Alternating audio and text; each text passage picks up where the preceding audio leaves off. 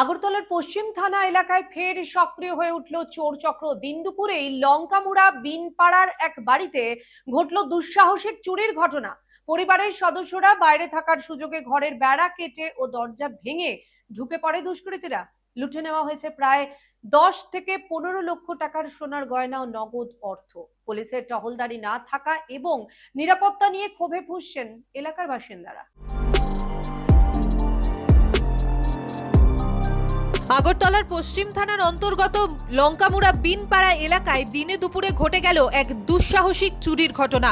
স্থানীয় বাসিন্দা জীবনচন্দ্র দাসের বাড়ির পরিবারের সদস্যদের অনুপস্থিতির সুযোগ নিয়ে ঘরের দরজা ভেঙে ও বেড়া কেটে ভেতরে ঢোকে চোরের দল। অভিযোগ, আলমারি ও শোকেস ভেঙে প্রায় 10 থেকে 15 লক্ষ টাকার সোনার গয়না এবং নগদ প্রায় 20,000 টাকা লুট করে চম্পট দেয় চোরের দল। আমি বাড়িতে 12টার সময় বিকালবেলা দুপুরে বাড়িতে বাড়িছি, তারপরে 5টার সময় বাড়িতে আসছি।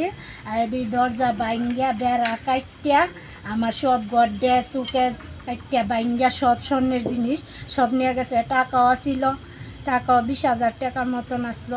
স্বর্ণের জিনিস তো নেকলেস, চেন, 3টা চেন, এবার মঙ্গলসূত্র, শঙ্খ, 7 জোড়া কানের, 5টা আংটি, এরপরে মেয়ের কানের, মেয়ের গলার চেন সব লয়ে গেছে, কিচ্ছু ঘরের মধ্যে রাখছে না। এলাকাবাসীর অভিযোগ, এলাকার পুলিশের টহলদারি প্রায় নেই বললেই চলে, যার ফলে একের পর এক চুরি ও অসামাজিক কার্যকলাপ বেড়েই চলেছে। এতে আমরা কই পামু? আমরা সব কিছু লয়ে গেছে গা, যা কিছু আছে জমাই না আসলো। তো আর একদিন আর 2 দিন জমাইছি না, এটা বহুত কষ্ট করে জমানি হয়েছে। তো ঈদই কমু যাতে আমরা পাড়াটার মধ্যে সব কিছু শৃঙ্খলা ইয়া যায়।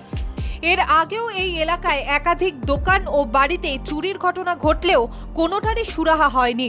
ঘটনার জানাজানি হতেই কান্নায় ভেঙে পড়েন ক্ষতিগ্রস্ত পরিবারের সদস্যরা। খবর পেয়ে পশ্চিম থানার পুলিশ ঘটনাস্থল পরিদর্শন করে এবং সন্দেহের ভিত্তিতে একজনকে আটক করে জিজ্ঞাসাবাদ শুরু করেছে বলে সূত্রের খবর। ত্রিপুরা থেকে দেবাশিস বসুর রিপোর্ট, সিএন ত্রিপুরা।